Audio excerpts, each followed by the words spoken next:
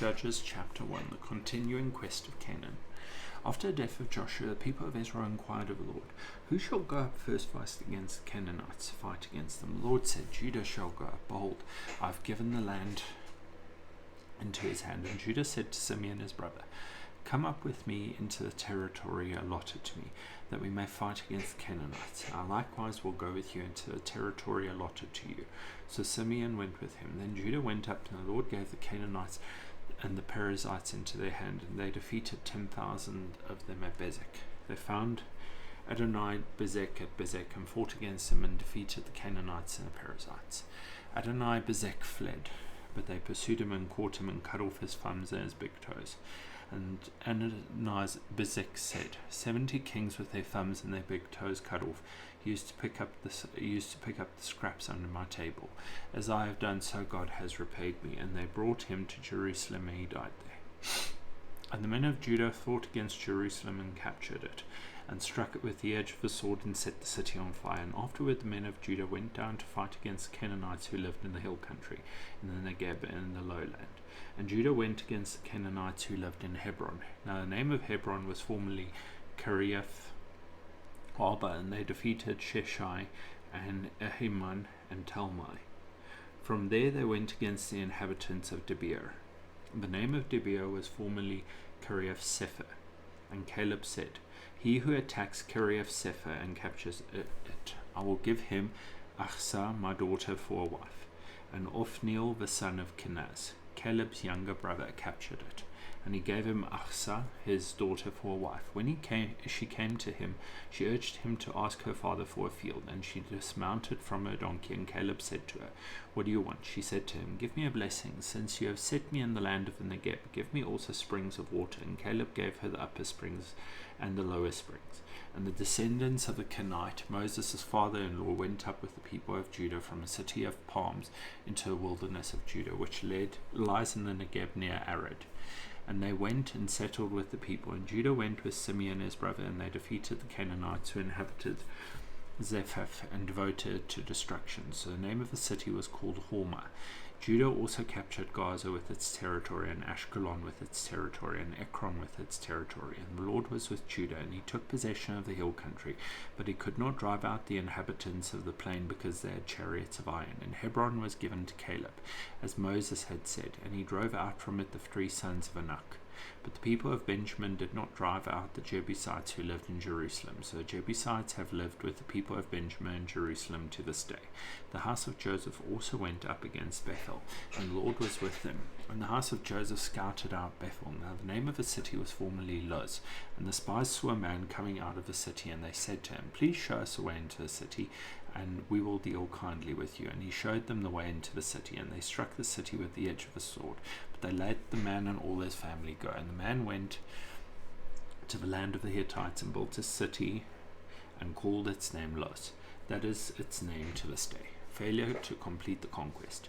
Manasseh did not drive out the inhabitants of Beth-shean and its villages, or Tanakh and its villages, or the inhabitants of Dor and its villages, or the inhabitants of Ibleam and its villages, or the inhabitants of Megiddo and its villages. For the Canaanites persisted in dwelling in that land.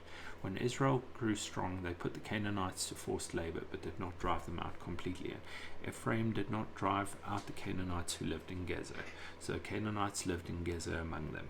Zebulun did not drive out the inhabitants of Kitron, or the inhabitants of Nahalol, so the Canaanites lived among them, but became subject to forced labor. Asher did not drive out the inhabitants of Akko, or the inhabitants of Sidon, or of Alab, or of Achzib, or of Helba, or of Apik, or of Reboh. So the Asherites lived among the Canaanites, the inhabitants of the land, for they did not drive them out. Naphtali did not drive out the inhabitants of Beth Shemesh, or the inhabitants of Beth Anath, so they lived among the Canaanites, the inhabitants of the land. Nevertheless, the inhabitants of Beth Shemesh and of Beth Anath became subject to forced labor for them.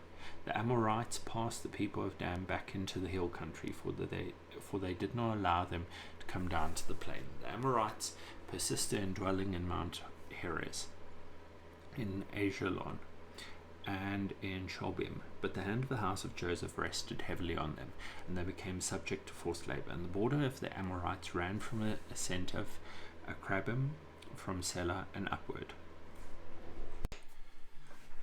Judges 2, Israel's disobedience. Now the angel of the Lord went up from Gilgal to Bochim, and he said, I brought you up from Egypt and brought you into a land that I swore to give to your fathers. I said, I will never break my covenant with you. And you shall make no covenant with the inhabitants of this land. You shall break down their altars, but you have not obeyed my voice.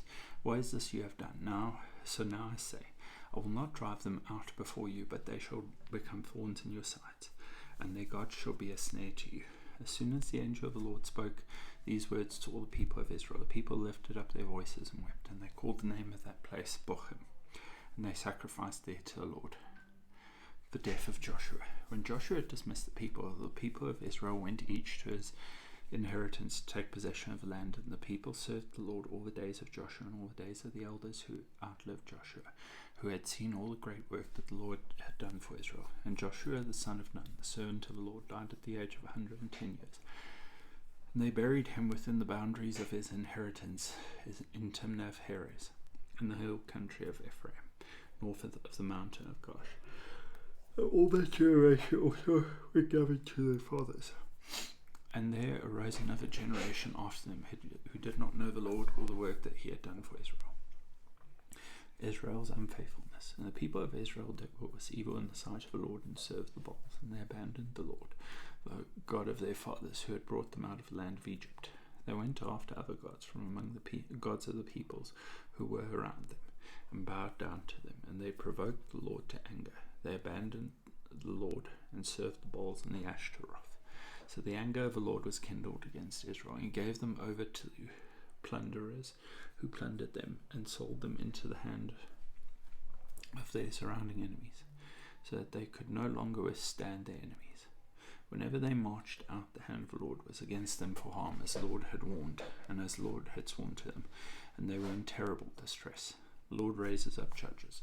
Then the Lord raised up judges who saved them out of the hand of those who plundered them. Yet they did not listen to their judges, for they whored after other gods and bowed down to them. They soon turned aside from the way in which their fathers had walked, who had obeyed the commandments of the Lord, and they did not do so. Whenever the Lord raised up judges for them, the Lord was with the judge, and he saved them from the hand of their enemies all the days of the judge. For the Lord was moved to pity by their groaning because of those who afflicted and oppressed them. But whenever the judge died, they turned back and were more corrupt than their fathers, going after other gods, serving them and bowing down to them. They did not drop any of their practices or their stubborn ways. So the anger of the Lord was kindled against Israel, and he said, because this people have transgressed my covenant that I commanded their fathers, and have not obeyed my voice, I will no longer drive out before them any of the nations that Joshua left when he died, in order to test Israel by them, whether they will take care to walk in the way of the Lord as their fathers did or not. So the Lord left those nations, not driving them out quickly, and he did not give them into the hand of Joshua. Boom. Chapter 3. Now these are the nations that the Lord left to test Israel by them, that is, all in Israel who had not experienced all the wars in Canaan. It was only in order that the generations of the people of Israel might know war, to teach war to them who had not known it before. These are the nations: the 5 lords of the Philistines, all the Canaanites and the Sidonians, and the Hivites who lived in Mount Lebanon, from Mount Baal Hermon as far as Lebo Hamath. They were for the testing of Israel, to know whether Israel would obey the commandments of the Lord, which he commanded their fathers by the hand of Moses. So the people of Israel lived among the Canaanites, the Hittites, the Amorites, the Perizzites, the Hivites, and the Jebusites. And their daughters they took to themselves for wives, and their own daughters they gave to their sons, and they served their gods. And the people of Israel did what was evil in the sight of the Lord. They forgot the Lord their God, and served the Baals and the Asheroth. Therefore the anger of the Lord was kindled against Israel, and he sold them into the hand of Cushan Rishathaim, king of Mesopotamia. And the people of Israel served Cushan Rishathaim 8 years. But when the people of Israel cried out to the Lord raised up a deliverer for the people of Israel. He saved them. Othniel, the son of Kenaz, Caleb's younger brother. The Spirit of the Lord was upon him, and he judged Israel. He went out to war, and the Lord gave Cushan-Rishathaim, king of Mesopotamia, into his hand, and his hand prevailed over Cushan-Rishathaim. So the land had rest 40 years. Then Othniel, the son of Kenaz, died. Ehud. And the people of Israel again did what was evil in the sight of the Lord. And the Lord strengthened Eglon, the king of Moab, against Israel, because they had done what was evil in the sight of the Lord. He gathered to himself the Ammonites and the Amalekites, and went and defeated Israel. And they took possession of the city of palms. And the people of Israel served Eglon, the king of Moab, 18 years. Then the people of Israel cried out to the Lord, and the Lord raised up for them a deliverer, Ehud the son of Gera, the Benjamite, a left-handed man. The people of Israel sent tribute by him to Eglon, the king of Moab. And Ehud made for himself a sword with 2 edges, a cubit in length. He bound it on his right thigh under his clothes, and he presented the tribute to Eglon, king of Moab. Now Eglon was a very fat man, and when Ehud had finished presenting the tribute, he sent away the people who carried the tribute. But he himself turned back at the idols near Gilgal, and said, I have a secret message for you, O king. And he commanded silence, and all his servants went out from his presence. And Ehud came to him as he was sitting alone in his cool roof chamber. And Ehud said, I have a message from God for you. And he arose from his seat. And Ehud reached from his left hand, with his left hand, took the sword from his right thigh, and thrust it into his belly. And the hilt also went in after the blade, and the fat closed over the blade, for he did not pull the sword out of his belly, and the dung came out. Then Ehud went out into the porch, and closed the doors of the roof chamber behind him, and locked them. When he had gone, the servants came, and when they saw that the doors of the roof chamber were locked, they thought, surely he is relieving himself in the closet of the cool chamber. And they waited till they were embarrassed. But when he still did not open the doors of the roof chamber, they took the key and opened it, and there lay their lord dead on the floor. Ehud escaped while they delayed, and he passed beyond the idols and escaped to Sarah. When he arrived, he sounded the trumpet in the hill country of Ephraim. And the people of Israel went down with him from the hill country, and he was their leader.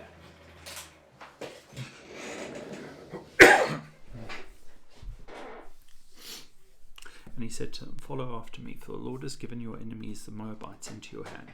So they went down after him and seized the fords of the Jordan against the Moabites, and did not allow anyone to pass over.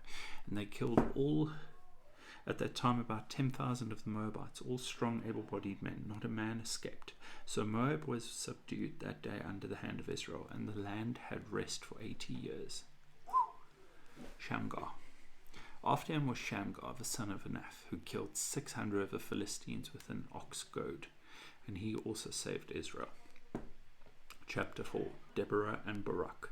And the people of Israel again did what was evil in the sight of the Lord after Ehud died. And the Lord sold them into the hand of Jabin, king of Canaan, who reigned in Hazor. The commander of his army was Sisera, who lived in Harosheth Hagoyim. And the people of Israel cried out to the Lord for help, for he had 900 chariots of iron, and he oppressed the people of Israel cruelly for 20 years.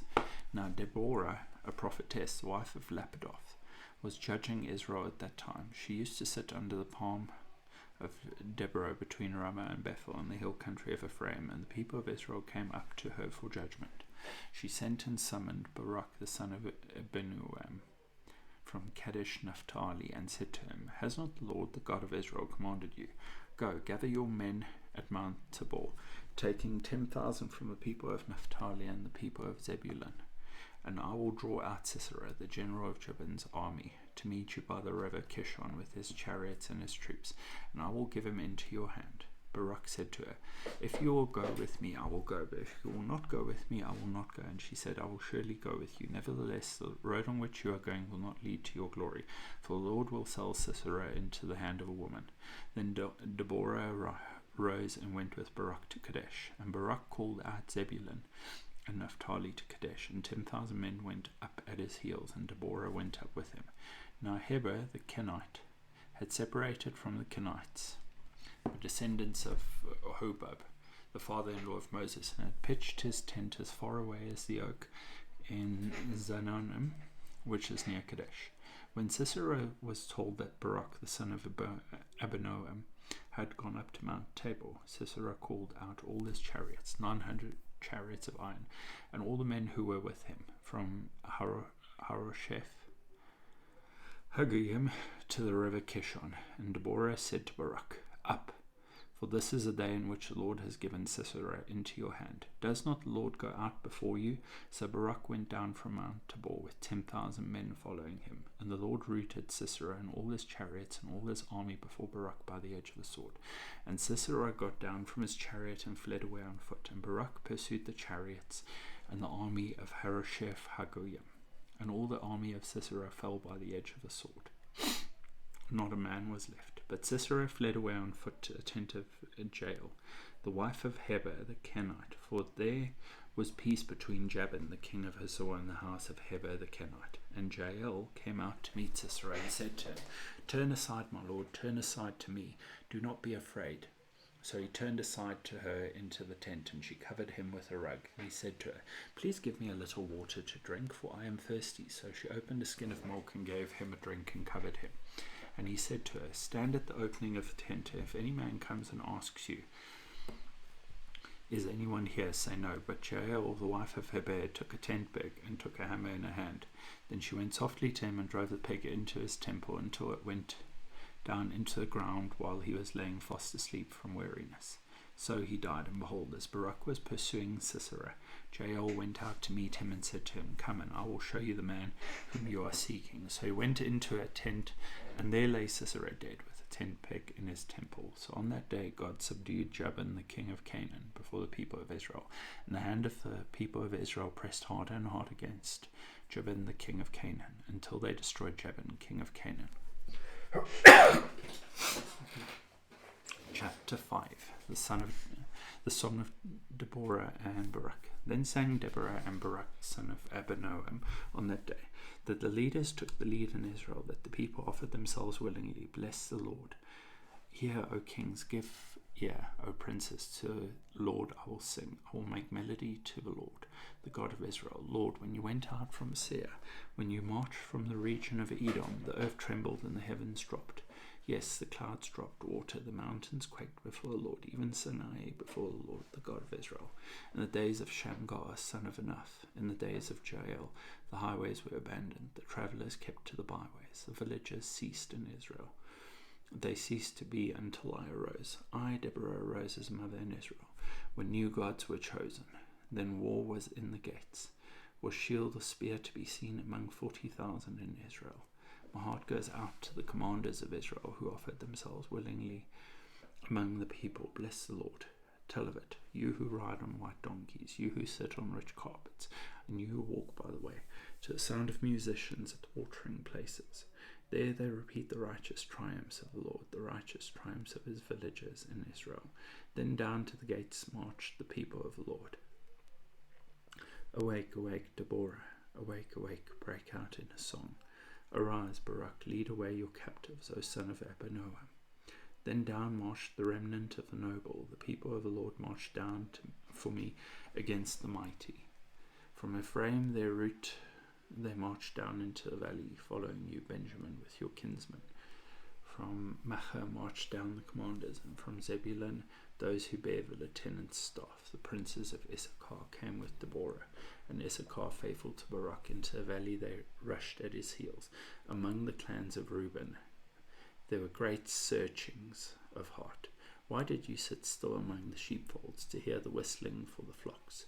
Among the clans of Reuben there were great searchings of heart. Gilead stayed beyond the Jordan, and Dan, why did he stay with the ships? Asher sat still at the coast of the sea, staying by his landings. Zebulun is a people who risked their lives to the death. Naphtali too. On the heights of a field the kings came. They fought the kings of Canaan at Tanach by the waters of Megiddo. They got no spoils of silver. From heaven the stars fought. From their courses they fought against Sisera. The torrent Kishon swept them away. The ancient torrent, the torrent Kishon, march on, my soul, with might. Then loud beat the horses' hoofs with the galloping of his steeds.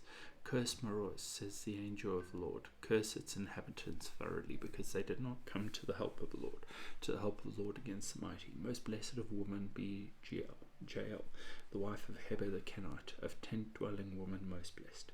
He asked for water, and she gave him milk. She brought him curd in an obel's bowl. She sent her hand to the tent peg, and her right hand to the workman's mallet. She struck Sisera, she crushed his head, she shattered and pierced his temple. Between her feet he sank, he fell, he lay still. Between her feet he sank, he fell, where he sank, there he fell, dead. Out of the window she peered. The mother of Sisera wailed through the lattice. Why is his chariot so long in coming? Why tarry the hoofbeats of his chariot? Her wisest princesses answer. Indeed, she answers herself. Have they not found and divided the spoil, a womb or two for every man? Spoil of dyed materials for Sisera, spoil of dyed materials embroidered, 2 pieces of dyed work embroidered for the neck as spoil. So may all your enemies perish, O Lord, but your friends be like the sun as he rises in his might. And the land had rest for 40 years. Chapter 6. Midian oppresses Israel. The people of Israel did what was evil in the sight of the Lord, and the Lord gave them into the hand of Midian 7 years. And the hand of Midian overpowered Israel. And because of Midian, the people of Israel made for themselves the dens that are in the mountains and the caves and the strongholds. For whenever the Israelites planted crops, the Midianites and the Amalekites and the people of the east would come up against them. They would encamp against them and devour the produce of the land as far as Gaza, and leave no sustenance in Israel, no sheep or ox or donkey, for they would come up with their livestock and their tents. They would come like locusts in number. Both they and their camels could not be counted, so that they laid waste the land as they came in. And Israel was brought very low because of Midian. And the people of Israel cried out for help to the Lord. And the people of Israel cried out to the Lord on account of the Midianites. The Lord sent a prophet to the people of Israel. He said to them, Thus says the Lord, the God of Israel, I led you up from Egypt and brought you out of the house of slavery, and delivered you from the hand of the Egyptians, from the hand of all who oppressed you, and drove them out before you, and gave you their land. And I said to you, I am the Lord your God. You shall not fear the gods of the Amorites, in whose land you dwell. But you have not obeyed my voice. And Father God, I ask your forgiveness. I ask that you forgive me of my sins and my iniquities. Take them from me. Help me break free from these holds and yokes, Father God. In Jesus' mighty name, I ask that you break these strongholds and bonds in my life. In Jesus' name, amen. The call of Gideon. Now the angel of the Lord came and sat under the terebinth at Ophrah, which belonged to Joash the Abiezrite, while his son Gideon was beating up wheat in the winepress to hide it from the Midianites. And the angel of the Lord appeared to him and said to him, The Lord is with you, O mighty man of valor. And Gideon said to him, Please, my Lord, if the Lord is with us, why then has all this happened to us? And where are all his wonderful deeds that our fathers recounted to us, saying, Did not the Lord bring us up from Egypt? But now the Lord has forsaken us and given us into the hand of Midian.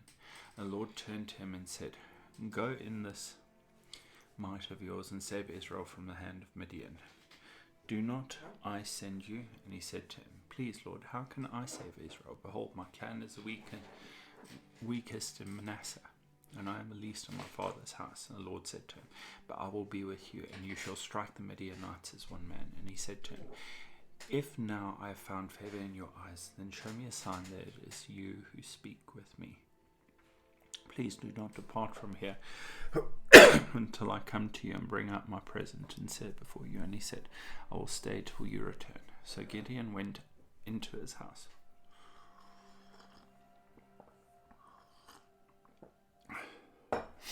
And prepared a young goat and 11 cakes from an ephah of flour. The meat he put in a basket, and the broth he put in a pot, and brought them to him under the terebinth and presented them. And the angel of God said to him, Take the meat and the unleavened cakes, and put them on this rock, and pour the broth over them. And he did so. Then the angel of the Lord reached out the tip of the staff that was in his hand, and touched the meat and the unleavened cakes. And fire sprang up from the rock, and consumed the meat and the unleavened cakes. And the angel of the Lord vanished from his sight. Then Gideon perceived that he was the angel of the Lord, and Gideon said, Alas, O Lord God, for now I have seen the angel of the Lord face to face. The Lord said to him, Peace be to you. Do not fear, you shall not die. And Gideon built an altar there to the Lord and called it, The Lord is Peace. To this day it still stands at Ophrah, which belongs to the Abiezrites. That night the Lord said to him, Take your father's bull, and the second bull 7 years old, and pull down the altar of Baal that your father has, and cut down the Asherah that is beside it, and build an altar to the Lord your God on the top of the stronghold there, with stones laid in due order. Then take the second bull and offer it as a burnt offering with the wood of the Asherah that you shall cut down. So Gideon took 10 men of his servants and did as the Lord had told him. But because he was too afraid of his family and the men of the town to do it by day, he did it by night. Gideon destroys the altar of Baal. When the men of the town rose early in the morning, behold, the altar of Baal was broken down, and the Asherah beside it was cut down. And the second bull was offered on the altar that had been built. And they said to one another, Who has done this thing? And after they had searched and inquired, they said, Gideon, the son of Joash, has done this thing. Then the men of the town said to Joash, Bring out your son, that he may die, for he has broken down the altar of Baal and cut down the Asherah beside it. But Joash said to all who stood against him, Will you contend for Baal, or will you save him? Whoever contends for him shall be put to death by morning. If he is a god, let him contend for himself, because his altar has been broken down. Therefore on that day Gideon was called Jerubbaal, that is to say, let Baal contend against him, because he broke down his altar. Now all the Midianites and the Amalekites and the people of the east came together, and they crossed Jordan and encamped in the valley of Jezreel. But the Spirit of the Lord clothed Gideon, and he sounded the trumpet, and the Abiezrites were called out to follow him. And he sent messengers throughout all Manasseh, and they too were called out to follow him. And he sent messengers to Asher, Zebulun, and Naphtali, and they went up to meet him. The sign of a fleece. Then Gideon said to God, If you will save Israel by my hand, as you have said, behold, I am laying a fleece of wool on the threshing floor. If there is dew on the fleece alone, and it is dry on all the ground, then I shall know that you will save Israel by my hand, as you have said. And it was so. Then he rose early next morning and squeezed the fleece. He wrung enough dew from the fleece to fill a bowl with water. And then Gideon said to God, Let not your anger burn against me. Let me speak just once more. Please let me test just once more with the fleece. Please let it be dry on the fleece. Let it be dry on the fleece only, and on all the ground let there be dew. And God did so that night. It was dry on the fleece only, and on all the ground there was dew. Gideon's 300 men. Then Jerubbaal, that is Gideon, and all the people who were with him, rose early and encamped beside the spring of Harod. And the camp of Midian was north of them, by the hill of Moreh in the valley. Chapter 7. The Lord said to Gideon, The people with you are too many for me to give the Midianites into their hand, lest Israel boast over me, saying, My own hand has saved me. Now therefore proclaim in the ears of the people, saying, Whoever is fearful and trembling, let him return home and hurry away from Mount Gilead. Then 22,000 of the people returned, and 10,000 remained. And the Lord said to Gideon, The people are still too many. Take them down to the water, and I will test them for you there. And any one of whom I say to you, This one shall go with you, shall go with you. And any one of whom I say to you, This one shall not go with you, shall not go. So he brought the people down to the water, and the Lord said to Gideon, Everyone who laps the water with his tongue as a dog laps, you shall set by himself. Likewise, everyone who kneels down to drink. And the number of those who lapped, putting their hands to their mouths, was 300 men. But all the rest of the people knelt down to drink. The Lord said to Gideon, With the 300 men who lapped, I will save you, and give the Midianites into your hand, and let all the others go, every man to his home. So the people took provisions in their hands and their trumpets. And he sent all the rest of Israel, every man to his tent, but retained the 300 men. And the camp of Midian was below him in the valley. That same night the Lord said to him, Arise, go down against the camp, for I have given it into your hand. But if you are afraid to go down, Go down to the camp with Purah, your servant, and you shall hear what they say, and afterward your hand shall be strengthened to go down against the camp. Then he went down with Purah, his servant, to the outposts of the armed men who were in the camp, and the Midianites and the Amalekites. All the people of the east lay along the valley like locusts in abundance, and their camels were without number, as the sand that is on the seashore in abundance. When Gideon came, behold, a man was telling a dream to his comrade. He said, Behold, I dreamed a dream, and behold, a cake of barley bread tumbled into the camp of Midian, and came to the tent and struck it, so it fell and turned it upside down, so the tent lay flat. And his comrade answered, This is no other than the sword of Gideon, the son of Joash, the man of Israel. God has given into his hand Midian and all the camp.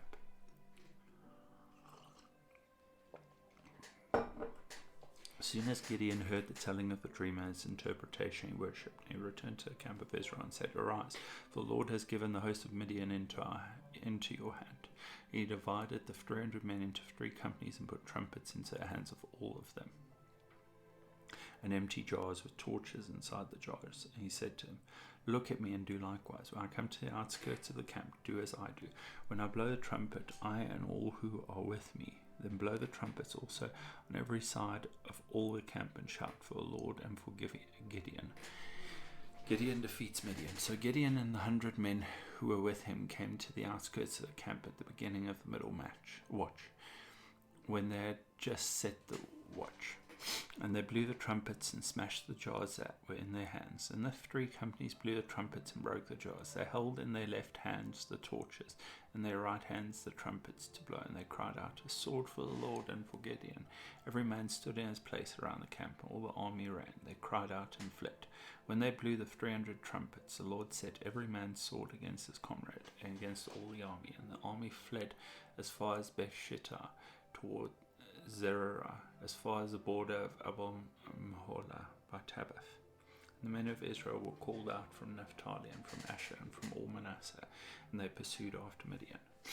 Gideon sent messengers throughout all the hill country of Ephraim, saying, Come down against the Midianites and capture the waters against them, as far as Beth-barah and also the Jordan. So all the men of Ephraim were called out, and they captured the waters as far as Beth-barah and also the Jordan, and they captured the 2 princes of Midian, Oreb and Zeb. They killed Oreb at the rock of Oreb, and Zeb they killed at the winepress of Zeb. Then they pursued Midian, and they brought the heads of Oreb and Zeb to Gideon across the Jordan. Chapter 8. Gideon defeats Zebah and Zalmunna. And the men of Ephraim said to him, What is this that you have done to us, not to call us when you went to fight against Midian? And they accused him fiercely, and he said to them, What have I done now in comparison with you? Is not the gleaning of the grapes of Ephraim better than the grape harvest of Ebezer? God has given into your hands the princes of Midian, Oreb and Zeb. What have I been able to do in comparison with you? Then their anger against him subdued when he said this. And Gideon came to the Jordan and crossed over, he and the 300 men who were with him, exhausted yet pursuing. So he said to the men of Succoth, Please give loaves of bread to the people who follow me, for they are exhausted. I am pursuing after Zebah and Zalmunna, the kings of Midian.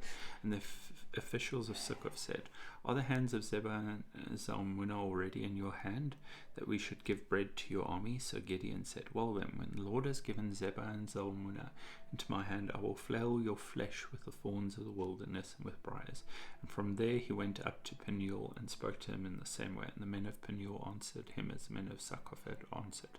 And he said to the men of Peniel, When I come again in peace, I will break down this tower. Now Zebah and Zalmunna were in Karkor with their army, about 15,000 men, all who were left of all the army of the people of the east, for they had fallen 120,000 men who drew the sword. And Gideon went up by the way of the tent dwellers east of Nobah and Jogbehah, and attacked the army, for the army felt secure. And Zebah and Zalmunna fled, and he pursued them and captured the 2 kings of Midian, Zebah and Zalmunna, and he threw all the army into a panic. Then Gideon the son of Joash returned from the battle by the ascent of Heres, and he captured a young man of Succoth and questioned him. He wrote down for him the officials and elders of Succoth, 77 men. And he came to the men of Succoth and said, Behold, Zebah and Zalmunna, about whom you taunted me, saying, Are the hands of Zebah and Zalmunna already in your hand? that we should give bread to your men who are exhausted. And he took the elders of the city, and he took thorns of the wilderness and briars, and with them taught the men of Succoth a lesson. And he broke down the tower of Penuel and killed the men of the city. Then he said to Zebah and Zalmunna, "Where are the men whom you killed at Tabor?" They answered, "As you are, so were they.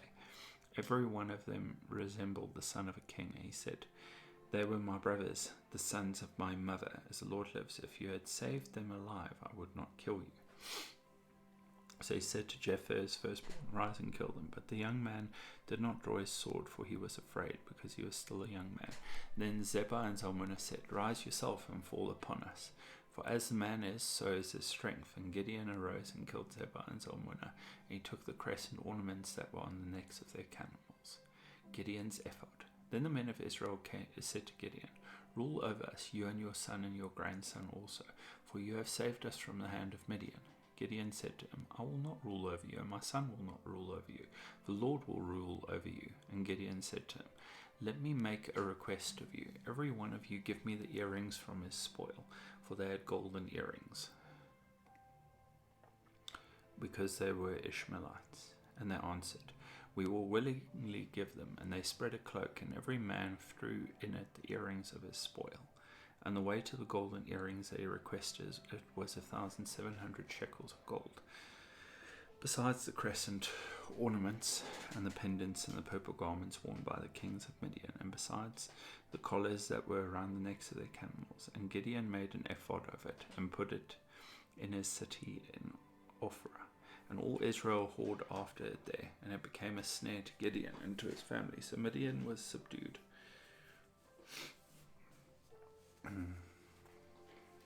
for the people of Israel, and they raised their heads no more, and the land had rest 40 years in the days of Gideon. The death of Gideon. Jerubbaal, the son of Joash, went and lived in his own house. Now Gideon had 70 sons, his own offspring, for he had many wives, and his concubine, who was in Shechem, also bore him a son, and he called his name Abimelech. And Gideon the son of Joash died in a good old age, and was buried in the tomb of Joash his father at Ophrah of the Abiezrites. How many? 70 sons. That's crazy. That's not even counting the daughters. As soon as Gideon died, the people of Israel turned again and whored after the Baals, and made Baal-berith their god. And the people of Israel did not remember the Lord their God, who had delivered them from the hand of all their enemies on every side. And they did not show steadfast love to the family of Jerubbaal, that is Gideon, in return for all the good that he had done to Israel. Abimelech's conspiracy. Now Abimelech the son of Jerubbaal went to Shechem, to his mother's relatives, and said to him and to the whole clan of his mother's family, "Say in the ears of all the leaders of Shechem, which is better for you, that all 70 of the sons of Jerubbaal rule over you, or that one rule over you?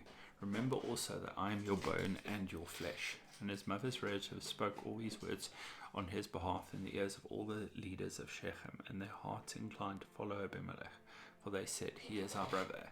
And they gave him 70 pieces of silver out of the house of Baal-berith, with which Abimelech hired worthless and reckless fellows who followed him. And he went to his father's house at Ophrah and killed his brothers, the son of Jerubbaal, 70 men, one on one stone. But Jotham, the youngest son of Jerubbaal, was left, for he hid himself. And all the leaders of Shechem came together, and all Beth Millo, and they went and made Abimelech king by the oak of the pillar at Shechem. When it was told to Jotham, he went and stood on top of Mount Gerizim, and cried aloud and said to him, "Listen to me, you leaders of Shechem, that God may listen to you. The trees once went out to anoint a king over them." And they said to Olive Tree, "Reign over us." But the Olive Tree said to him, "Shall I leave my abundance, by which gods and men are honoured, and go hold sway over the trees?" And the tree said to the fig tree, "You come and reign over us." But the fig tree said to him, "Shall I leave my sweetness and my good fruit, and go hold sway over the trees?" And the tree said to the vine, "You come and reign over us." But the vine said to him, "Shall I leave my wine that cheers God and men, and go hold sway over the trees?" And all the trees said to the bramble, "You come and reign over us." And the bramble said to the trees, "If in good faith you are anointing me king over you, then come and take refuge in my shade. But if not, let fire come out of the bramble and devour the cedars of Lebanon." Now therefore, if you acted in good faith and integrity when you made Abimelech king, if you have dealt well with Jerubbaal and his house, and have done to him as his deeds deserved, for my father fought for you and risked his life and delivered you from the hand of Midian, and you have risen up against my father's house this day and have killed his sons, 70 men on one stone, have made Abimelech the son of his female servant king over the leaders of Shechem, because he is your relative. If you then have acted in good faith and integrity with Jerubbaal and with his house this day, then rejoice in Abimelech, and let him also rejoice in you. But if not, let fire come out from Abimelech and devour the leaders of Shechem and Beth Millo, and let fire come out from the leaders of Shechem and from Beth Millo and devour Abimelech. And Jotham ran away and fled and went to Beer and lived there because of Abimelech his brother. The downfall of Abimelech. Ooh, surprise, surprise. Abimelech ruled over Israel 3 years, and God sent an evil spirit between Abimelech and the leaders of Shechem.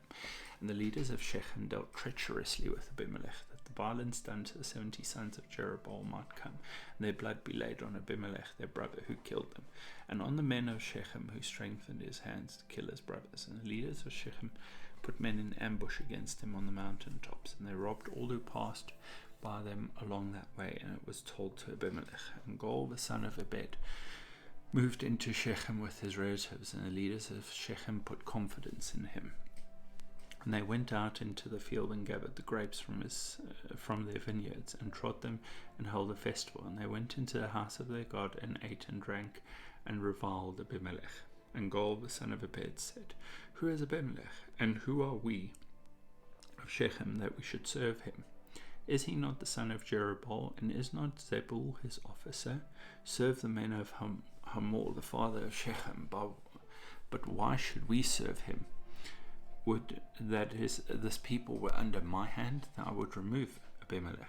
I would say to Abimelech, Increase your army, and come out. When Zebul, the ruler of the city, heard the words of Gaal, the son of Ebed, his anger was kindled, and he sent messengers to Abimelech secretly, saying, Behold, Gaal, the son of Ebed, and his relatives have come to Shechem, and they are stirring up the city against you. Now therefore go by night, you and the people who are with you, and set an ambush in the field. Then in the morning, as soon as the sun is up, rise early and rush upon the city. When he and the people who are with him come out against you, you may do to them as your hand finds to do. So Abimelech and all the men who were with him rose up by night and set an ambush against Shechem in 4 companies. And Gaal the son of Ebed went out and stood in the entrance of the gate of the city. And Abimelech and the people who were with him rose from the ambush. And when Gaal saw the people, he said to Zebul, Look, people are coming down from the mountain tops. And Zebul said to him, You mistake the shadow of the mountains for men. Gaal spoke again and said, Look, people are coming down from the center of the land, and one company is coming from the direction of the viner's oak. Then Zebul said to him, Where is your mouth now, you who said, Who is Abimelech, that we should serve him? Are not these the people whom you despised? Go out now and fight with them. And Gaal went out at the head of the leaders of Shechem and fought with Abimelech. And Abimelech chased him, and he fled before him, and many fell wounded, up to the entrance of the gate. And Abimelech lived at Arumah, and Zebul drove out Gaal and his relatives, so that they could not dwell at Shechem. On the following day the people went out into the field, and Abimelech was told. He took his people and divided them into 3 companies and set an ambush in the fields. And he looked and saw the people coming out of the city. So he rose against them and killed them. Abimelech and the company that was with him rushed forward and stood at the entrance of the gate of the city, while the 2 companies rushed upon all who were in the field and killed them.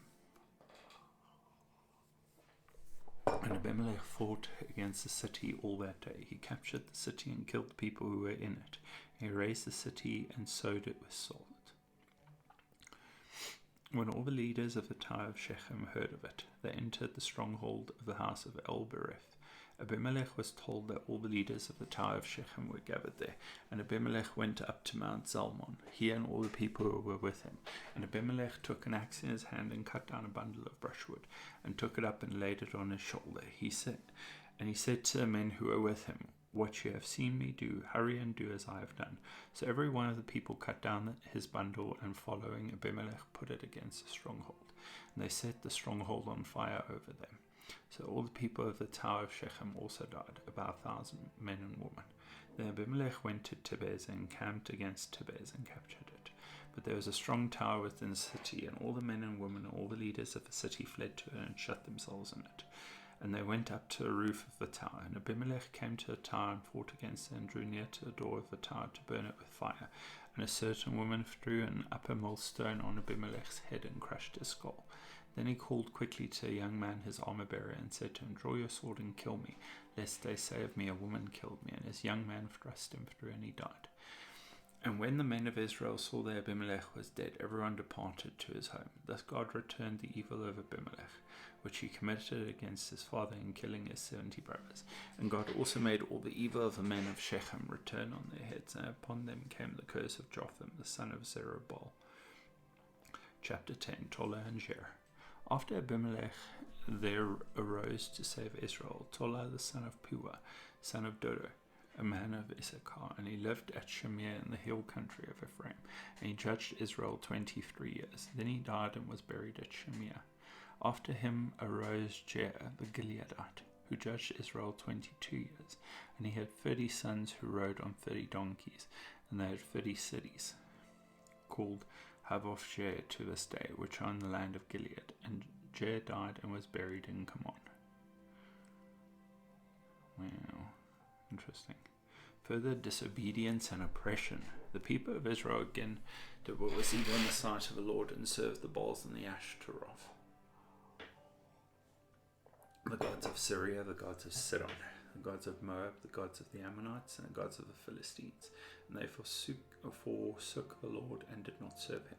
So the anger of the Lord was kindled against Israel, and he sold them into the hand of the Philistines and into the hand of the Ammonites. And they crushed and oppressed the people of Israel that year. For 18 years they oppressed all the people of Israel who were beyond the Jordan in the land of the Amorites, which is in Gilead. And the Ammonites crossed the Jordan to fight also against Judah, and against Benjamin, and against the house of Ephraim, so Israel was severely distressed. And the people of Israel cried out to the Lord, saying, "We have sinned against you, because we have forsaken our God and have served the Baals." The Lord said to the people of Israel, "Did I not save you from the Egyptians and from the Amorites, from the Ammonites and from the Philistines? The Sidonians also, and the Amalekites and the Moabites oppressed you, and you cried out to me, and I saved you out of their hand. Yet you have forsaken me and served other gods. Therefore I will save you no more. Go and cry out to the gods whom you have chosen. Let them save you in the time of your distress." And the people of Israel said to the Lord, "We have sinned. Do to us whatever seems good to you. Only please deliver us this day." So they put away the foreign gods from among them and served the Lord, and he became impatient of the misery of Israel. Then the Ammonites were called to arms, and they encamped in Gilead. And the people of Israel came together, and they encamped at Mizpah. And the people, the leaders of Gilead, said one to another, "Who is the man who will begin to fight against the Ammonites? He shall be head over all the inhabitants of Gilead." Jephthah delivers Israel. Now Jephthah the Gileadite was a mighty warrior, and he was the son of a prostitute. Gilead was the father of Jephthah. And Gilead's wife also bore him sons. And when his wife's sons grew up, they drove Jephthah out and said to him, "You shall not have an inheritance in our father's house, for you are the son of another woman." Then Jephthah fled from his brothers and lived in the land of Tob, and worthless fellows collected around Jephthah and went out with him. After a time the Ammonites made war against Israel. And when the Ammonites made war against Israel, the elders of Gilead went to bring Jephthah from the land of Tob, and they said to Jephthah, "Come and be our leader, that we may fight against the Ammonites." But Jephthah said to the elders of Gilead, "Did you not hate me and drive me out of my father's house? Why have you come to me now when you are in distress?" And the elders of Gilead said to Jephthah, "That is why we have turned to you now, that you may go with us and fight against the Ammonites and be our head over all the inhabitants of Gilead." Jephthah said to the elders of Gilead, "If you bring me home again to fight against the Ammonites, and the Lord gives them over to me, I will be your head." And the elders of Gilead said to Jephthah, "The Lord will be witness between us if we do not do as you say." So Jephthah went out with the elders of Gilead, and the people made him head and leader over them. And Jephthah spoke all his words before the Lord at Mizpah. Then Jephthah sent messengers messengers to the king of the Amorites and said, "What do you have against me that you have come to me to fight against my land?" And king of the Ammonites answered the messengers of Jephthah, "Because Israel on coming up from Egypt took away my land, from the Arnon to the Jabbok and to the Jordan. Now therefore restore it peaceably." Jephthah again sent messengers to the king of the Ammonites and said to him, "Thus says Jephthah, Israel did not take away the land of Moab, or the land of the Ammonites, but when they came up from Egypt, Israel went through the wilderness to the Red Sea and came to Kadesh. Israel then sent messengers to the king of Edom, saying, "Please let us pass through your land." But the king of Edom would not listen. And they sent also to the king of Moab, but he would not listen and not consent. So Israel remained at Kadesh. Then they journeyed through the wilderness and went around the land of Edom and the land of Moab, and arrived on the east side of the land of Moab, and camped on the other side of the Arnon. But they did not enter the territory of Moab, for the Arnon was the boundary of Moab. Israel then sent messengers to Sihon, king of the Amorites, king of Heshbon, and Israel said to him, "Please let us pass through your land to our country." But Sihon did not trust Israel to pass through his territory.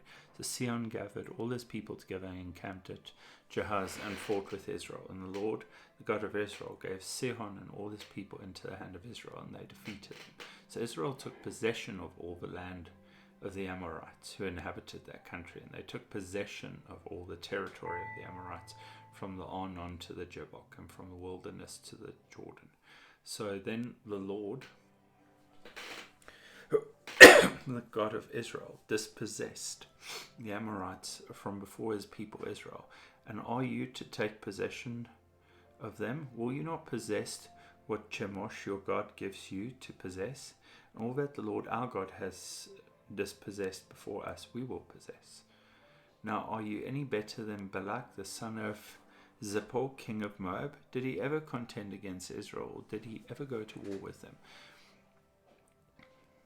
While Israel lived in Heshbon and its villages, and Arur and its villages, and all the cities that are on the banks of the Arnon for 300 years, why did you not deliver them within that time? I therefore have not sinned against you, and you do me wrong by making war on me. The Lord the judge decide this day between the people of Israel and the people of Ammon. But the king of the Ammonites did not listen to the words of Jephthah that he sent to him. Jephthah's tragic vow. Then the Spirit of the Lord was upon Jephthah, and he passed through Gilead and Manasseh, and passed on to Mizpah of Gilead. And from Mizpah of Gilead he passed on to the Ammonites. And Jephthah made a vow to the Lord, and said, "If you will give the Ammonites into my hand, then whatever comes out from the doors of my house to meet me when I return in peace from the Ammonites shall be the Lord's. I will offer it up for a burnt offering."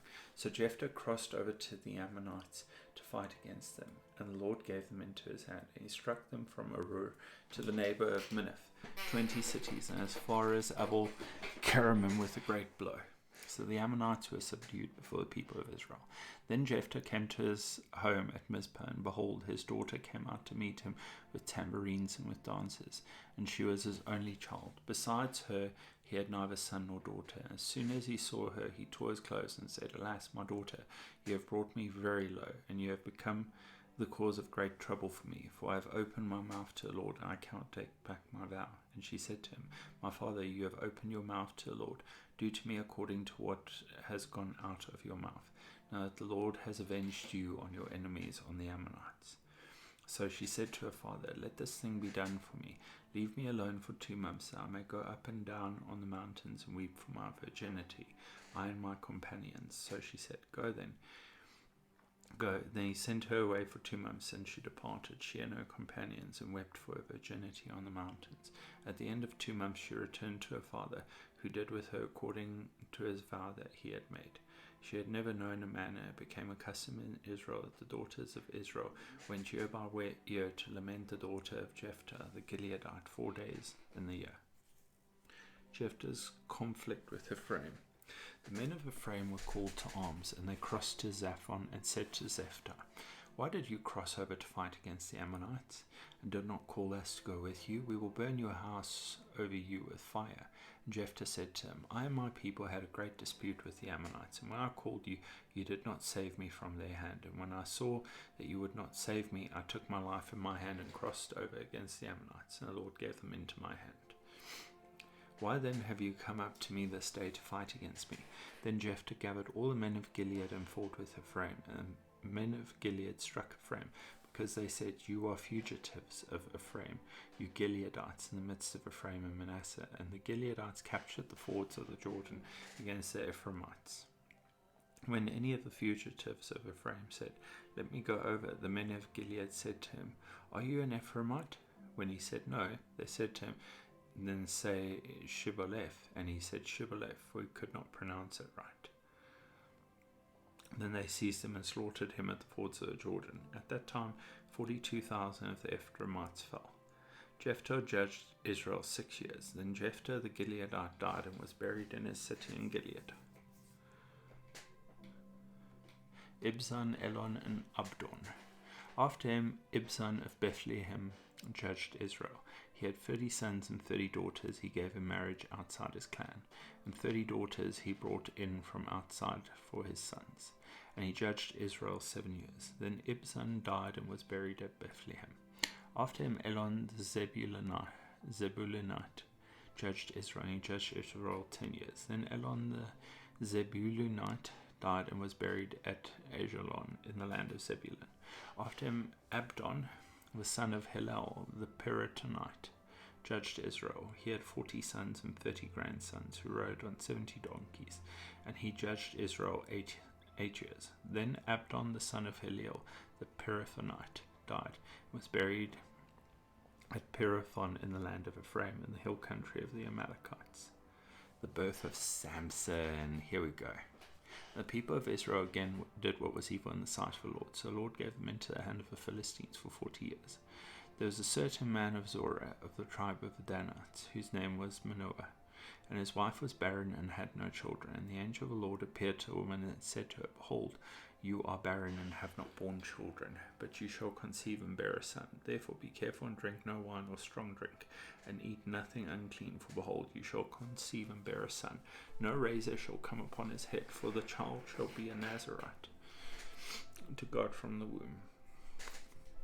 And he shall begin to save Israel from the hand of the Philistines. Then the woman came and told her husband, A man of God came to me, and his appearance was like the appearance of the angel of God. Very awesome. I did not ask him where he was from, and he did not tell me his name. But he said to me, Behold, you shall conceive and bear a son. So then drink no wine or strong drink, and eat nothing unclean, for the child shall be a Nazarite to God from the womb to the day of his death. Then Manoah prayed to the Lord and said, O Lord, please let the man of God whom you sent come again to us and teach us what we are to do with the child who will be born.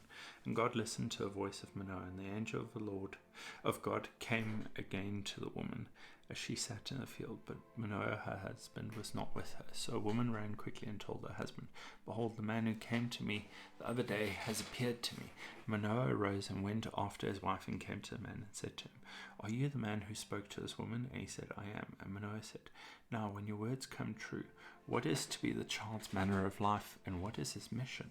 And the angel of the Lord said to Manoah, Of all that I said to the woman, let her be careful. She may not eat of anything that comes from the vine, neither let her drink wine or strong drink, or eat any unclean thing. All that I commanded her, let her observe.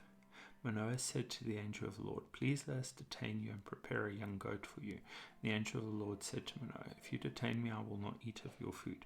If you prepare a burnt offering, then offer it to the Lord. For Manoah did not know that he was the angel of the Lord. And Manoah said to the angel of the Lord, What is your name, sir? When your words come true, we may honor you. And the angel of the Lord said to him, Why do you ask my name, seeing it is wonderful? So Manoah took the young goat with the grain offering and offered it on the rock to the Lord. So one who works wonders, and Manoah and his wife were watching. And when the flame went up toward heaven from the altar, the angel of the Lord went up in the flame of the altar. Now Manoah and his wife were watching, and they fell on their faces to the ground. The angel of the Lord appeared no more to Manoah and to his wife. Then Manoah knew that he was the angel of the Lord, and Manoah said to his wife, "We shall surely die, for we have seen God." But his wife said to him, "If God had meant to kill us, he would not have accepted a burnt offering and a grain offering at our hands, or shown us all these things, or now announced to us such things as these." And the woman bore a son and called his name Samson.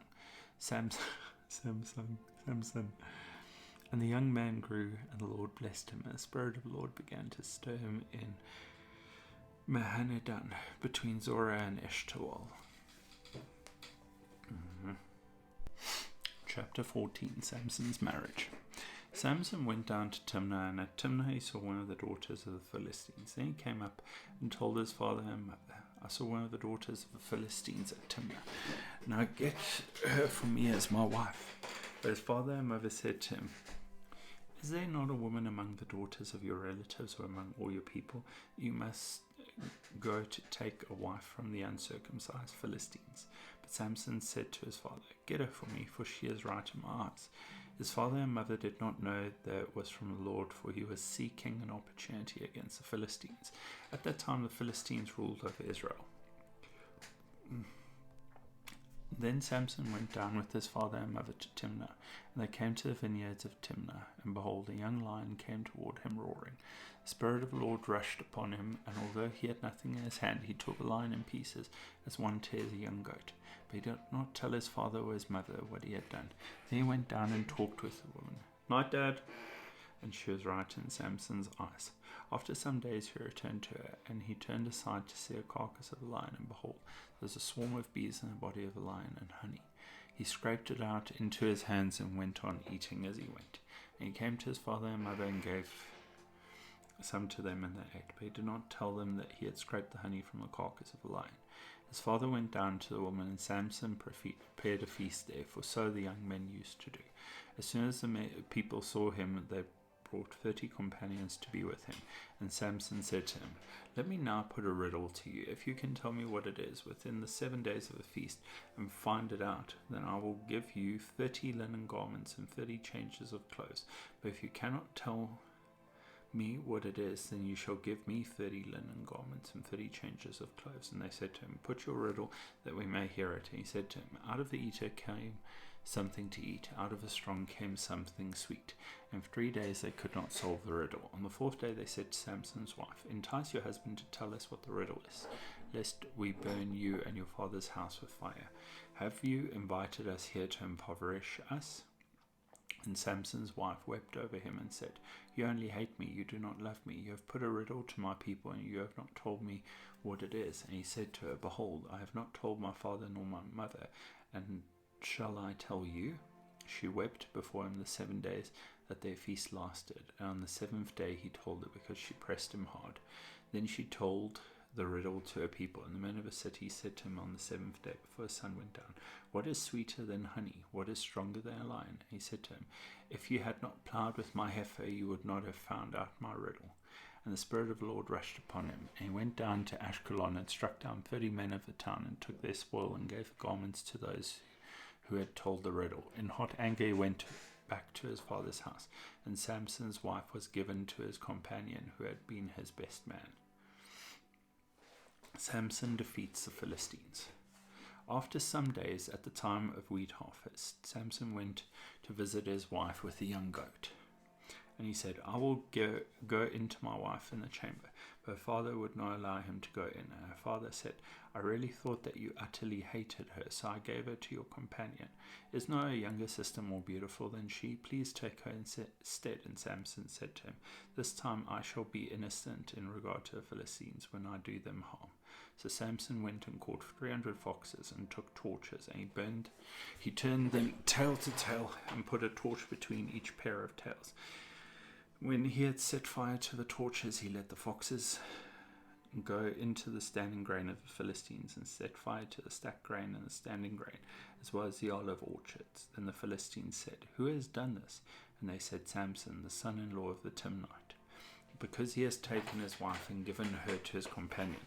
And the Philistines came up and burned her and her father with fire. And Samson said to him, "If this is what you do, I swear I will be avenged on you." And after that, I will quit. And he struck them hip and thigh with a great blow. And he went down and stayed in the cleft of the rock of Etam.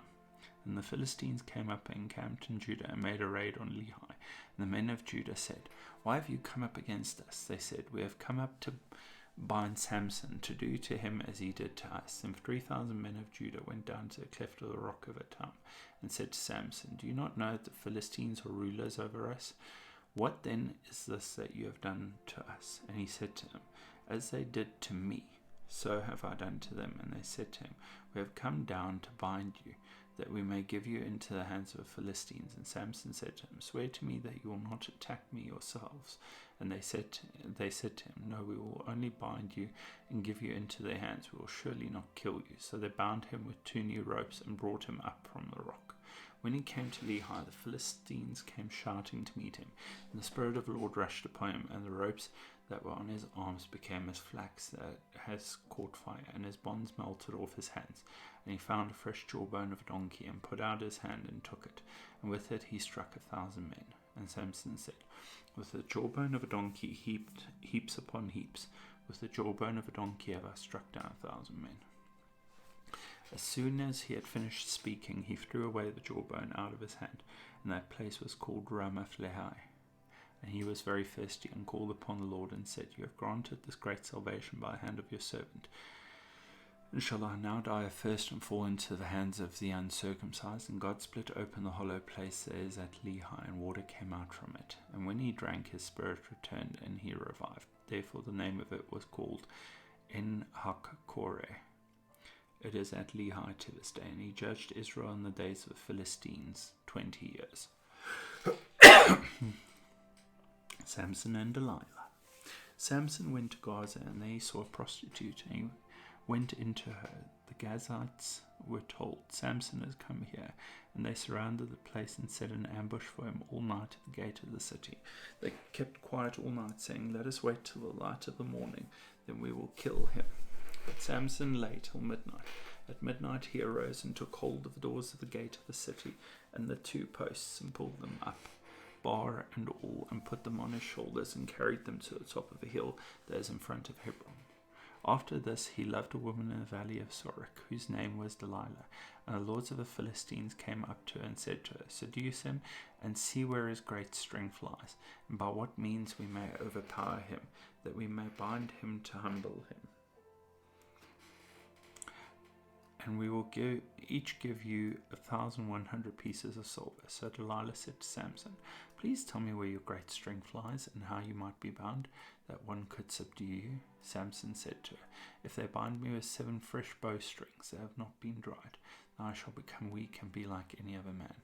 And the lords of the Philistines brought up to her 7 fresh bowstrings that had not been dried, and she bound him with them. Now she had men laying in ambush in her chamber. And she said to him, "The Philistines are upon you, Samson." But he snapped the bowstrings as a thread of flax snaps when it touches the fire. So the secret of his strength was not known.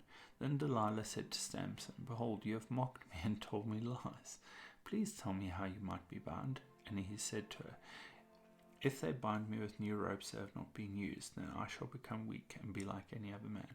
So Delilah took new ropes and bound him with them, and said to him, "The Philistines are upon you, Samson." And the men laying in ambush were in an inner chamber, but he snapped the ropes off his arms like a thread. Then Delilah said to Samson, "Until now you have mocked me and told me lies. Tell me how you might be bound." And he said to her, "If you weave the 7 locks of my head with the web, and fasten it tight with the pin, then I shall become weak and be like any other man." So while he slept, Delilah took the 7 locks of his head and wove them into the web. And she made them tight with the pin, and said to him, "The Philistines are upon you, Samson." But he awoke from his sleep, and pulled away the pin, the loom, and the web. And she said to him, "How can you say I love you when your heart is not with me? You have mocked me these 3 times, and you have not told me where your great strength lies." And when she pressed him hard with her words day after day, and urged him, his soul was vexed to death. And he told her all his heart, and said to her, "A razor has never come upon my head, for I have been a Nazarite to God from my mother's womb. If my head is shaved, then my strength will leave me, and I shall become weak and be like any other man." Then Delilah saw that he had told her all his heart.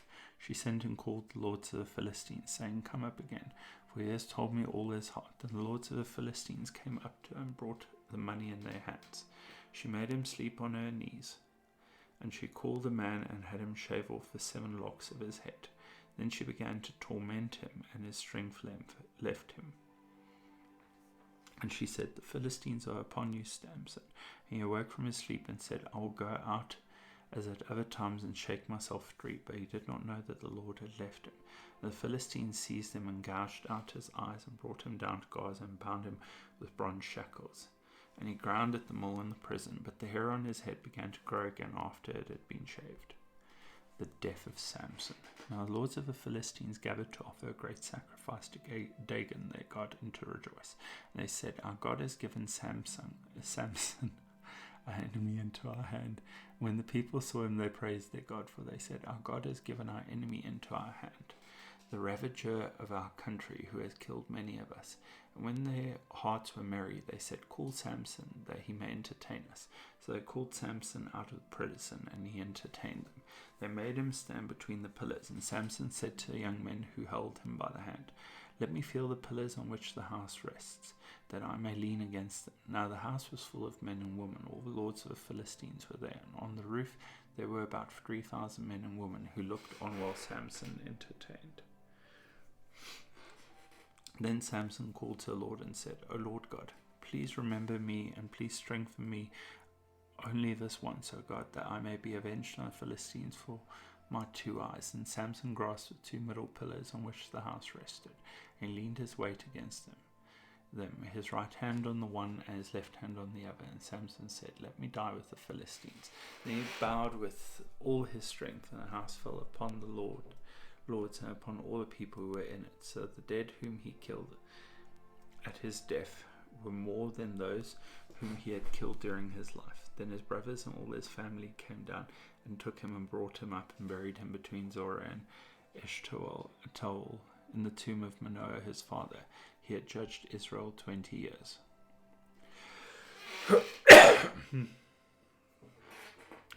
Chapter 17. Micah and the Levite. There was a man of the hill country of Ephraim, whose name was Micah, and he said to his mother, "The 1,100 pieces of silver that were taken from you, about which you uttered a curse, and also spoke it in my ears, behold, the silver is with me." I took it. And his mother said, "Blessed be my son by the Lord." And he restored the 1,100 pieces of silver to his mother. And his mother said, "I dedicate the silver to the Lord from my hand for my son, to make a carved image and a metal image. Now therefore I will restore it to you." So when he restored the money to his mother took 200 pieces of silver and gave it to the silversmith, who made it into a carved image and a metal image. And it was in the house of Micah. And the man Micah had a shrine, and he made an ephod and household gods, and ordained one of his sons, who became his priest. In those days there was no king in Israel. Everyone did what was right in his own eyes. Now there was a young man of Bethel in Judah, of a family of Judah, who was a Levite, and he sojourned there. And the man departed from the town of Bethlehem in Judah to sojourn where he could find a place.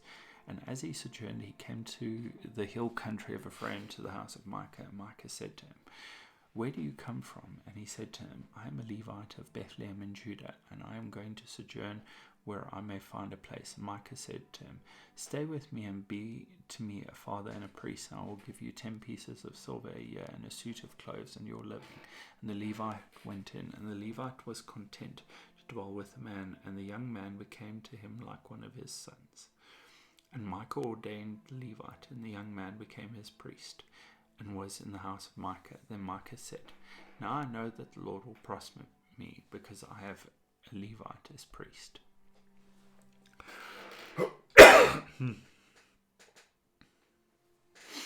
Chapter 18. In those Danites take the Levite and the idol.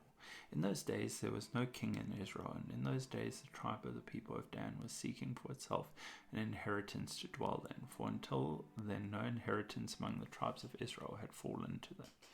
So the people of Dan sent 5 able men from the whole number of their tribe, from Zorah and from Eshtaol, to spy out the land and to explore it. And they said to to them, "Go and explore the land." And they came to the hill country of Ephraim, to the house of Micah, and lodged there. When they were by the house of Micah, they recognized the voice of a young Levite, and they turned aside and said to him, "Who brought you here? What are you doing in this place? What is your business here?" And he said to him, "This is how Micah dealt with me. He has hired me, and I have become his priest." And they said to him, "Inquire of God, please, that he may know whether the journey on which we are setting out will succeed." The priest said to them, "Go in peace. The journey on which you go is under the eye of the Lord."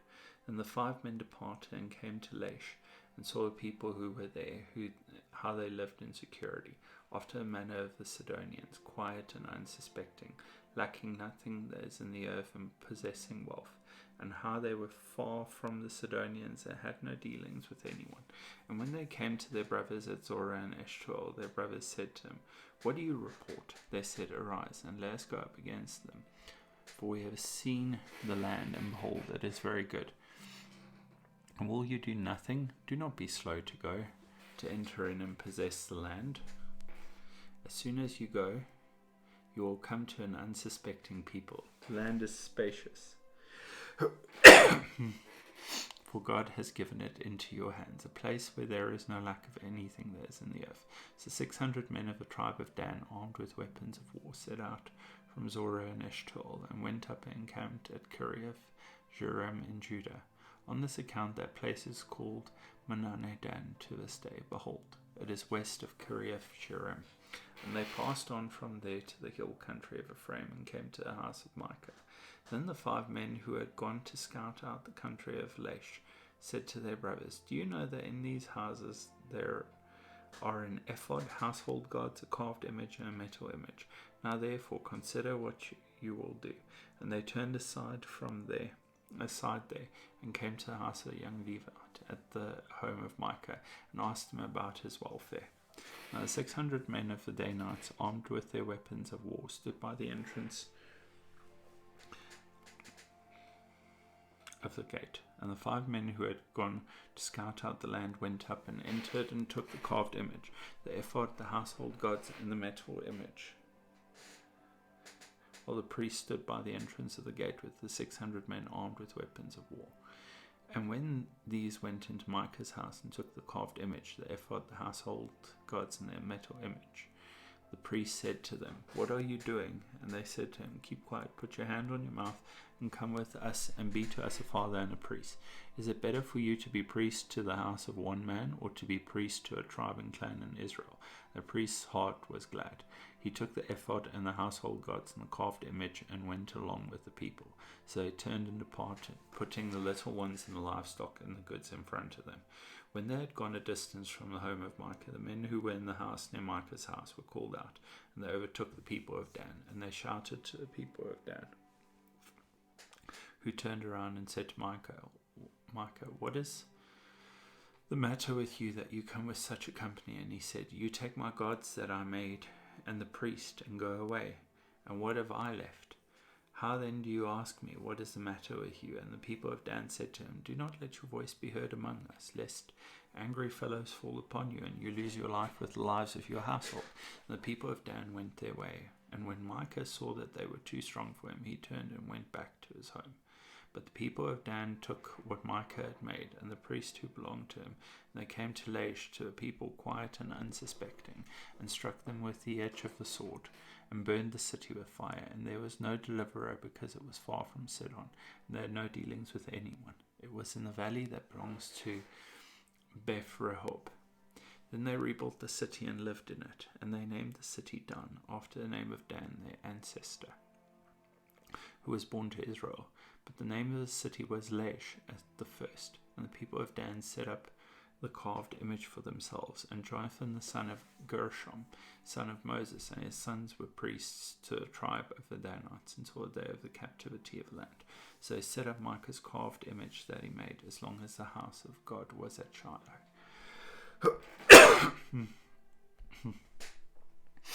A Levite and his concubine. Chapter 19. In those days, when there was no king in Israel, a certain Levite was sojourning in the remote parts of the hill country of Ephraim,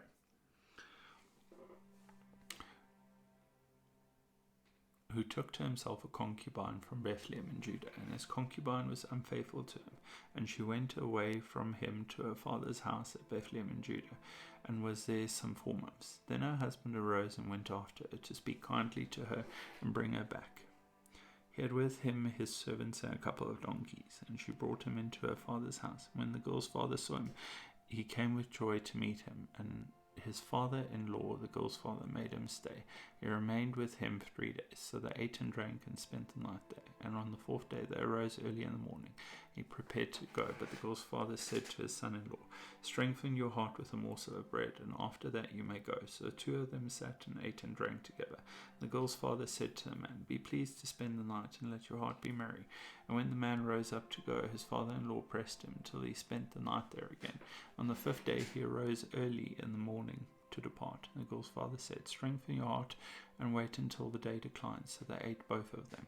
And when the man and his concubine and his servant rose up to depart, his father-in-law, the girl's father, said to him, "Behold, now the day has waned toward evening. Please spend the night. Behold, the day draws to its close. Lodge here and let your heart be merry, and tomorrow you shall arise early in the morning for your journey and go home." But the man would not spend the night. He rose up and departed and arrived opposite Jebus, that is Jerusalem. He had with him a couple of saddled donkeys, and his concubine was with him. When they were near Jebus, the day was nearly over, and the servant said to his master, "Come now, let us turn aside to the city of the Jebusites, and spend the night in it." And his master said to him, "We will not turn aside into the city of foreigners who do not belong to the people of Israel, but we will pass on to Gibeah." He said to his young man, "Come and let us draw near to one of these places and spend the night at Gibeah or at Ramah." So they passed on and went their way, and the sun went down on them near Gibeah, which belongs to Benjamin. And they turned aside there to go in and spend the night at Gibeah. And he went in and sat down in the open square of the city, for no one took them into his house to spend the night. And behold, an old man was coming from his work in the field that evening. The man was from the hill country of Ephraim, and he was sojourning in Gibeah. The men of the place were Benjamites. And he lifted up his eyes and saw a traveller in the open square of the city. And the old man said, "Where are you going, and where do you come from?" And he said to him, "We are passing from Bethlehem in Judah to the remote parts of the hill country of Ephraim, from which I come. I went to Bethlehem in Judah, and I am going to the house of the Lord, but no one has taken me into his house.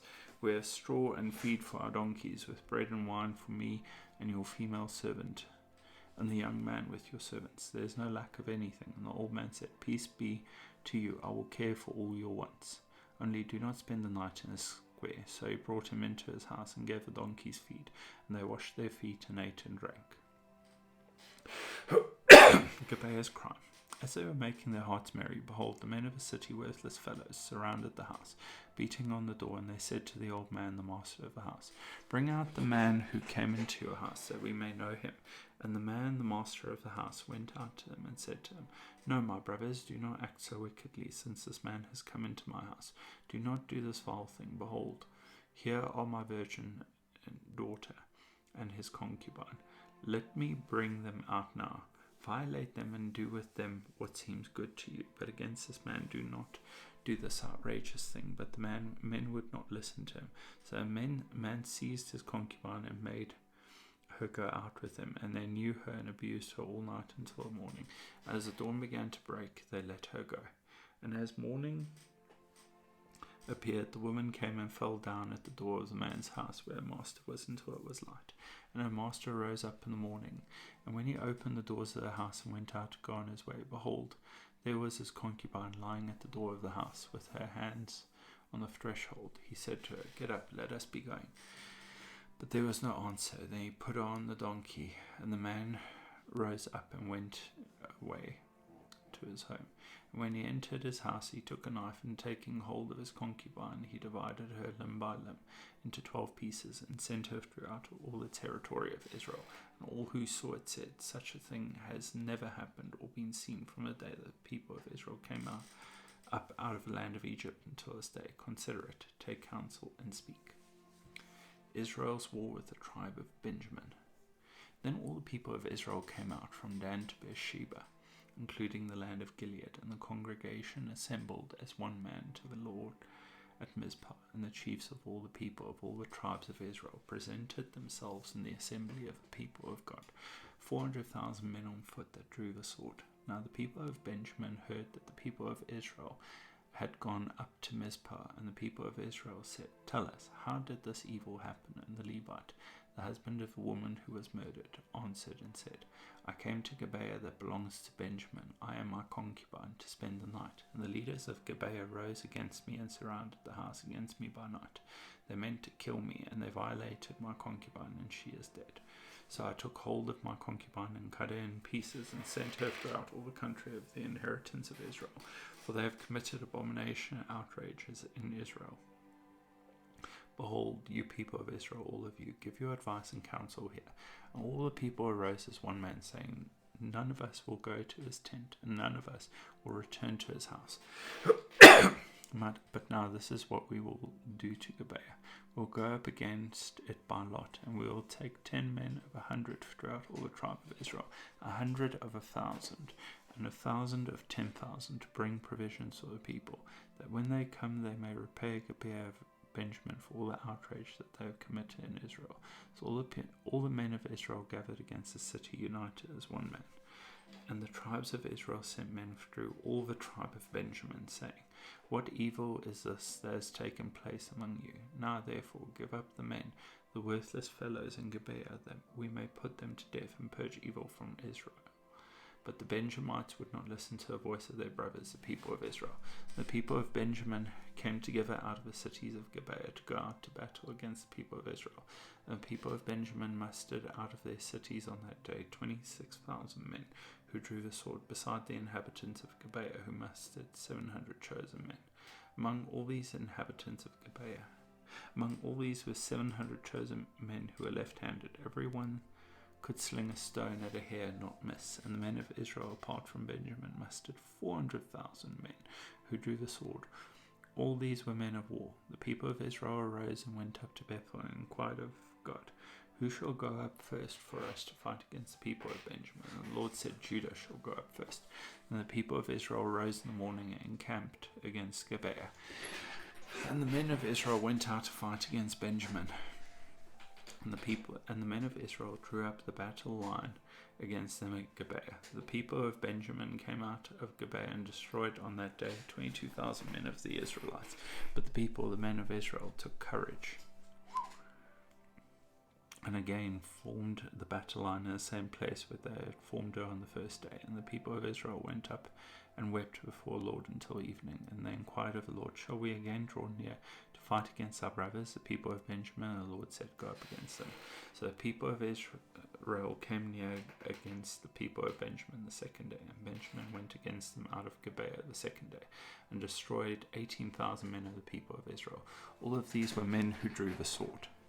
Then all the people of Israel, the whole army, went up and came to Bethel and wept. They sat there before the Lord and fasted that day until evening, and offered burnt offerings and peace offerings before the Lord. People of Israel inquired of the Lord, for the ark of the covenant of God was there in those days. And Phinehas, the son of Eleazar, son of Aaron, ministered before it in those days, saying, "Shall we go out once more to battle against our brothers, the people of Benjamin, or shall we cease?" And the Lord said, "Go up, for tomorrow I will give them into your hand." So Israel set men in ambush around Gibeah. The people of Israel went up against the people of Benjamin on the third day, and set themselves in array against Gibeah, as at other times. And the people of Benjamin went out against the people, and were drawn away from the city. And as at other times, they began to strike and kill some of the people in the highways, one of which goes up to Bethel and the other to Gibeah, and in the open country about 30 men of Israel. And the people of Benjamin said, "They are rooted before us, as at the first." But the people of Israel said, "Let us flee and draw them away from the city to the highways." All the men of Israel rose up out of their place and set themselves in array at Baal Tamar. And the men of Israel who were in ambush rushed out of their place from Maragabah, and they came against Gibeah, 10,000 chosen men out of all Israel, and the battle was hard. But Benjaminites did not know that disaster was close upon them. The Lord defeated Benjamin before Israel. The people of Israel destroyed 25,100 men of Benjamin that day. All these were men who drew the sword. So the people of Benjamin saw that they were defeated. The men of Israel gave ground to Benjamin because they trusted the men in ambush whom they had set against Gibeah. Then the men in ambush hurried and rushed against Gibeah. The men in ambush moved out and struck all the city with the edge of the sword. Now the appointed signal between the men of Israel and the men in the main ambush was that when they made a great cloud of smoke rise up out of the city, the men of Israel should turn in battle. Now Benjamin had begun to strike and kill about 30 men of Israel.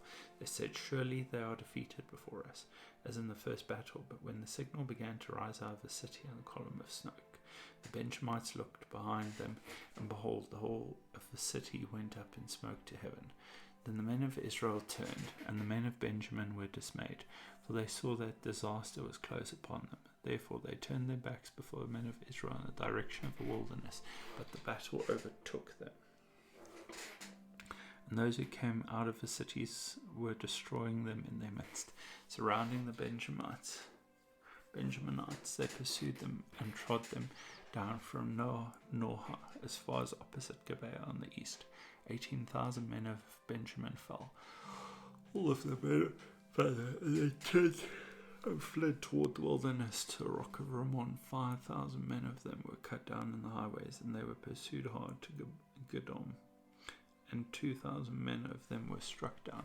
So all who fell that day of Benjamin were 25,000 men who drew the sword, all of them men of valor. But 600 men turned and fled toward the wilderness to the rock of Rimmon, and remained at the rock of Rimmon 4 months. And the men of Israel turned back against the people of Benjamin and struck them with the edge of the sword, the city, men and beasts, and all that they found. And all the towns that they found they set on fire. Chapter 21. Chapter 21. Wives provided for the tribe of Benjamin. Now the men of Israel had sworn at Mizpah, "No one of us shall give his daughter in marriage to Benjamin." And the people came to Bethel and sat there till evening before God. And they lifted up their voices and wept bitterly, and they said, "O Lord, the God of Israel, why has this happened in Israel, that today there should be one tribe lacking in Israel?" And the next day the people rose early and built there an altar and offered burnt offerings and peace offerings. And the people of Israel said, "Which of all the tribes of Israel did not come up in the assembly to the Lord?" For they had taken a great oath concerning him who did not come up to the Lord to Mizpah, saying, "He shall surely be put to death." The people of Israel had compassion for Benjamin their brother, and said, "One tribe is cut off from Israel this day. What shall we do for wives for those who are left? Since we have sworn by the Lord that we will not give them any of our daughters for wives." And they said, "What one is there in the tribe of Israel that did not come up to the Lord at Mizpah?" And behold, no one had come to the camp from Jabesh Gilead to the assembly. For when the people were mustered, behold, not one of the inhabitants of Jabesh Gilead was there. So a congregation sent 12,000 of their bravest men there, and commanded them, "Go and strike the inhabitants of Jabesh Gilead with the edge of a sword, also a woman and the little ones. This is what you shall do. Every male and every woman that has lain with a male you shall devote to destruction." And they found among the inhabitants of Jabesh Gilead 400 young virgins who had not known a man by laying with him. And they brought them to the camp of Shiloh, which is in the land of Canaan. Then the whole congregation sent word to the people of Benjamin who were at the rock of Rimmon, and proclaimed peace to them. And Benjamin returned at that time, and they gave them a woman whom they had saved alive of the woman of Jabesh Gilead. But they were not enough for them, and the people had compassion on Benjamin, because the Lord had made a breach in the tribes of Israel. Then the elders of the congregation said, "What shall we do for wives for those who are left, since the women are destroyed out of Benjamin?" And they said, "There must be an inheritance for the survivors of Benjamin, that tribe not be blotted out from Israel. Yet we cannot give them wives from our daughters, for the people of Israel had sworn, 'Cursed be he who gives a wife to Benjamin.' So they said, 'Behold, there is a yearly feast of the Lord at Shiloh, which is north of Bethel, on the east of the highway that goes up from Bethel to Shechem, the south of Lebanon. And they commanded the people of Benjamin, saying, Go and lie in ambush in the vineyards, and watch. If the daughters of Shiloh come out to dance in the dances, then come out of the vineyards, and snatch each man his wife from the daughters of Shiloh, and go to the land of Benjamin. When their fathers or their brothers come to complain to us, we will say to them, Grant them graciously to us, because we did not take for each man of them his wife in battle, neither did you give them to them, else you would now be guilty. And the people of Benjamin did so, and took their wives according to their number from the dancers whom they carried off. Then they went and returned to their inheritance, and rebuilt the towns, and lived in them. And the people of Israel departed from there at that time, every man to his tribe and family, and they went out from there, every man to his inheritance. In those days there was no king in Israel. Everyone did what was right in his own eyes.